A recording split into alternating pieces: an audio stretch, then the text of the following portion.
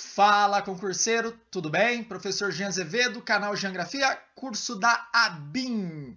Estamos caminhando aí para o final do edital. Preparação a 1000, a prova está próxima. Vamos gabaritar geografia? E o tema de hoje vai te ajudar. Vamos falar de crescimento populacional e migração no mundo. Vamos fazer um cenário rápido, objetivo e direto para você não perder tempo. Então, curta, se inscreva, compartilhe esse vídeo e ajude o canal, retribua o trabalho que eu estou fazendo para a sua aprovação. E quem quiser adquirir o meu material, link na descrição. Muita gente já adquiriu, tá gostando do material, que legal. E ainda recebe 450 questões.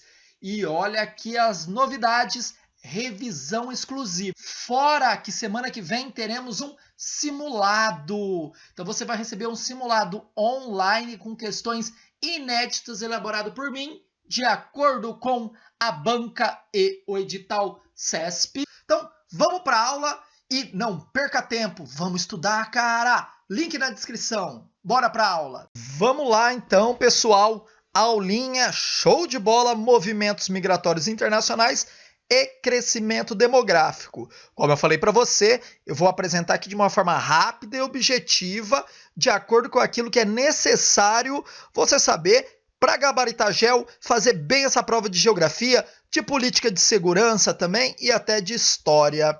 Vamos falar de migração internacional e depois de crescimento demográfico. Perceba aí que a BIM junta as duas discussões geográficas num único tema. Não entendi muito bem o que a CESP quer, mas dividindo dá para se fazer análises bem concisas e diretas sobre a temática que pode aparecer para você. Então vamos lá, pessoal. Migração é o ato de deslocamento. Estamos falando de emigração.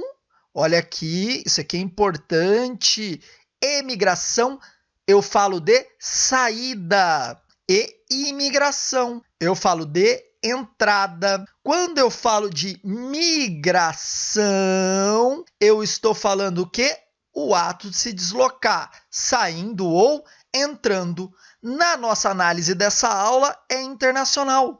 Então, falaremos um pouco de Brasil, um pouco de pitacos aí da migração externa para o Brasil, mas nós já falamos da migração interna em aulas anteriores. Dá uma olhadinha na descrição, está a nossa playlist.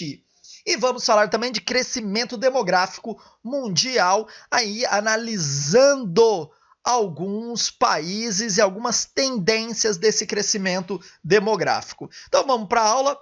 Olha aqui que mapinha legal para a gente discutir. Estamos falando de fluxos migratórios no final do século XX, início do século XXI. Lembro você que está sendo cobrado a geografia contemporânea. Vem aqui, vamos analisar.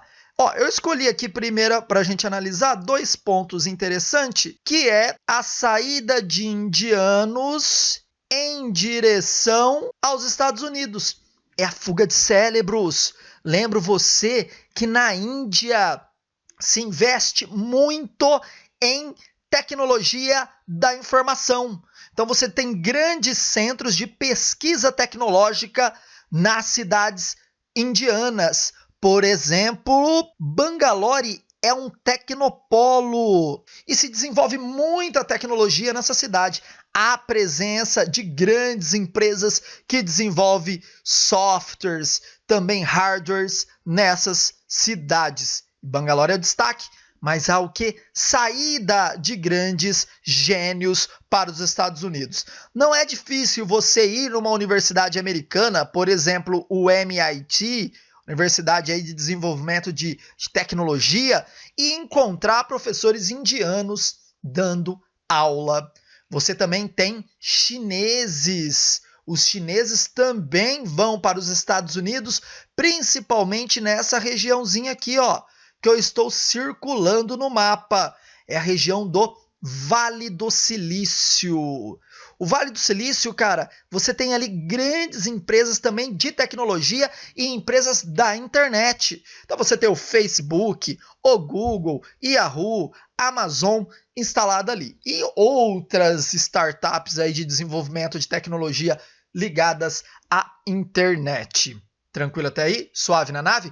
Perceba que os Estados Unidos é uma área de entrada. Os Estados Unidos, ele vende o sonho americano, o sonho de enriquecer na América. É lá que o sonho se realiza. Os Estados Unidos difunde isso para todo mundo a partir do cinema, da televisão. Então as pessoas querem viver esse sonho. Então perceba, a presença de brasileiros, olha o fluxo migratório de brasileiros em direção aos Estados Unidos. Se você vá até Boston, por exemplo, dá a impressão que você está no Brasil. Tanto de brasileiro que você tem lá. Mais de 1 milhão de brasileiros vivem em Boston. Você tem bairros em Boston que falam mais português do que inglês. Fora a presença de mexicanos, que isso aqui é tradicional já, né, por conta da proximidade da fronteira. Você tem aí também cidades ao entorno de Los Angeles que se praticamente fala espanhol. Aliás, a segunda língua nos Estados Unidos é o espanhol. Outras colônias grandes que nós temos nos Estados Unidos também são de nicaragüenses e hondurenhos, fora colombianos, venezuelanos, peruanos, América do Sul em peso em direção aos Estados Unidos. Suave na nave aqui? Tranquilo? Olha outro fluxo migratório interessante de turcos em direção ao Golfo Pérsico, de sudaneses em direção ao Golfo Pérsico e uma galerinha aqui do Sudeste Asiático, Camboja, Vietnã. Você também tem uma galera vindo aqui para as grandes cidades do Golfo Pérsico. Por exemplo, Abu Dhabi e Dubai. Jean, por que tem a presença desses grupos de pessoas nessas cidades? São cidades que estão se construindo ainda. É um verdadeiro campo de obras. Então você tem obras em Abu Dhabi, obras em Dubai e precisa de mão de obra. E essa mão de obra vem do Sudeste Asiático, da África e da Turquia. Mas você também tem um fluxo migratório vindo da Europa para essa região. Mas aí você já não está falando de mão de obra de baixa qualificação, e sim de alta qualificação. O pessoal vai trabalhar na indústria do petróleo, da extração do petróleo. Fora que essas cidades estão se tornando grandes parques de diversão. Então a indústria do turismo está investindo muito em Dubai, em Abu Dhabi.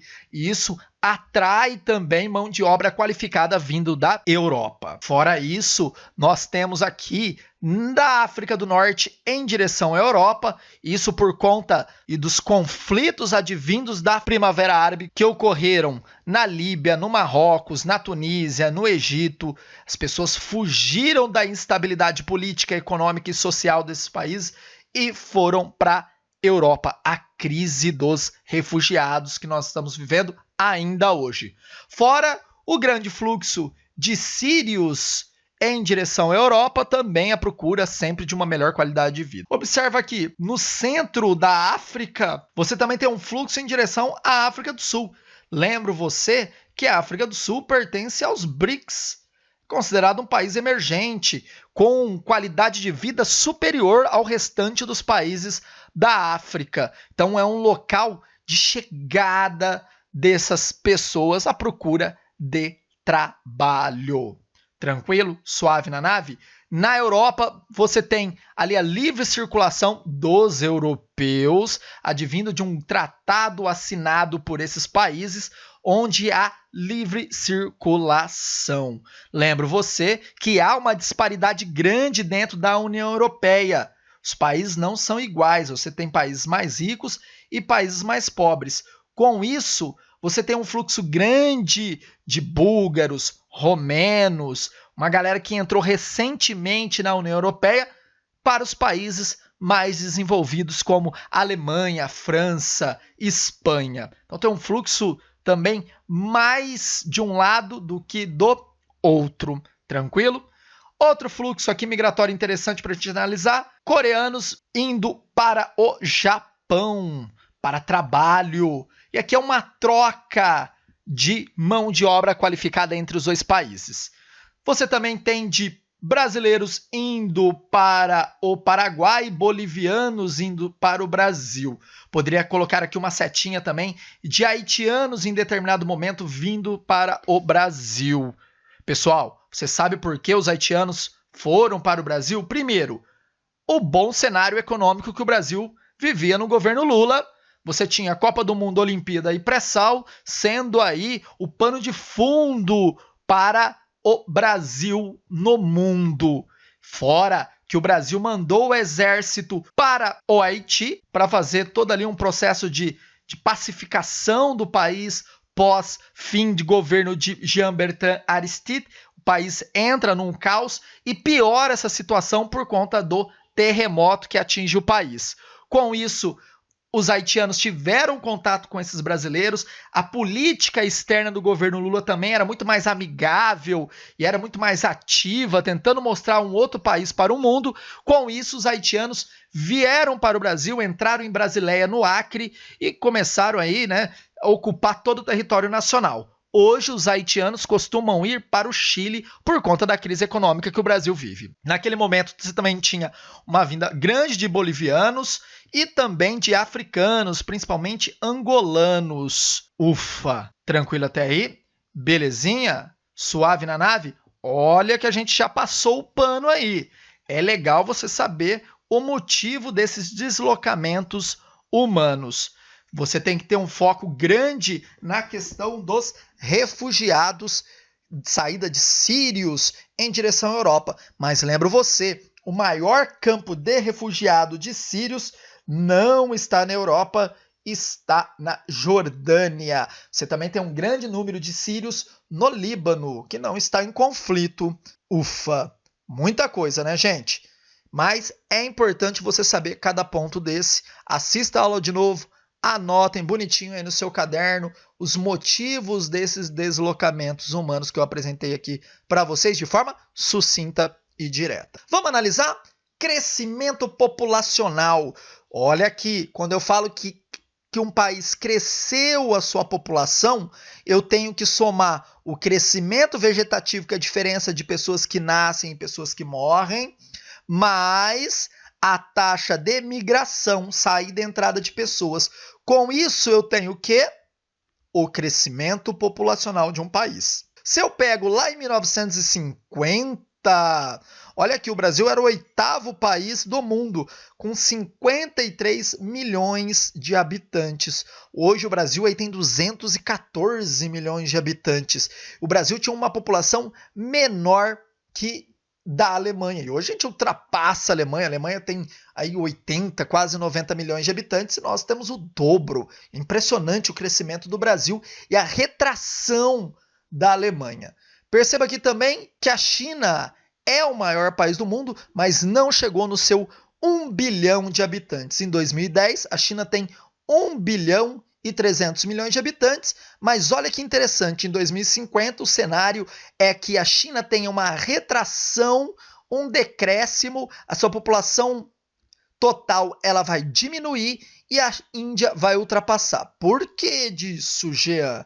A China tem uma política de filho único e a Índia já não. A Índia, você tem ali várias religiões, religião hinduístas, você tem também a religião muçulmana que prega a procriação. Como você vai falar, não tenha filho, se o preceito inicial do Islã é que o homem tenha muitos filhos. Então, o que vai acontecer? Essa inversão. Além disso, a mulher chinesa começa a trabalhar muito cedo, aos 14 anos, ela já está numa fábrica e isso com certeza vai atrasar aí o momento para ela ter filhos. Chega ali nos seus 35 anos, 36, 37, já se complica ainda mais e aí ou ela tem um filho só ou nenhum filho. No Japão também passa por esse processo. O Japão tem uma população grande, mas ela passa por um crescimento menor da população. Por isso que o governo japonês estimula os japoneses a se relacionar, fazendo aí até feirão do namoro. Ele tenta criar meios aí para os japoneses se relacionarem e ter filhos. Podemos ter aí até possivelmente aí pagar para ter filhos, como alguns países já da Europa pensam em aplicar isso. Por exemplo, a França é uma análise interessante para a gente fazer de crescimento populacional. Por quê? A mulher francesa ela tem uma taxa de fecundidade muito baixa, beira a 1 filho por casal. Já a mulher muçulmana que vive na França, advindo aí de famílias que migraram das ex-colônias francesas para Paris, Marseille, principalmente Marseille, que é uma grande colônia muçulmana, você tem ali de 4 a 5. Então quer dizer o quê? Que possivelmente daqui a um tempo a maior parte da população francesa seja muçulmana. Imagina a França, um país protege a sua cultura. Você chega na França, você falar inglês, muitas vezes um francês nem te responde. As rádios francesas tocam pouquíssimas músicas estadunidenses, por exemplo. Ufa! Aí é uma outra discussão, teria que ter uma aula só para a gente falar desse processo de islaminização da França. Suave? Olha aqui, o crescimento populacional muito grande de países pobres, como Nigéria e Indonésia, Paquistão também tendo um crescimento muito grande a partir de 2050, e o Brasil tendo aí uma desaceleração desse crescimento populacional, porque nós estamos passando por um processo de transição demográfica. Se você não assistiu a aula de população, dá uma olhadinha no card, também é importante para entender toda essa dinâmica.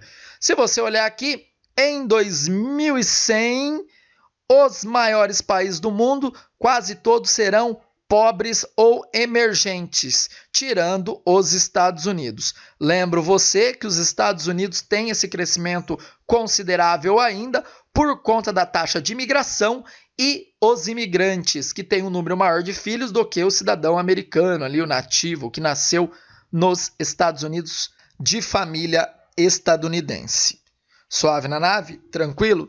Pessoal, eu quis fazer aqui um panorama geral, tá? Então dá uma olhada, analisa essa tabela, perceba a evolução dos países nessa tabela, assista a aula de população para você entender como acontece essa dinâmica de evolução de crescimento populacional dos países.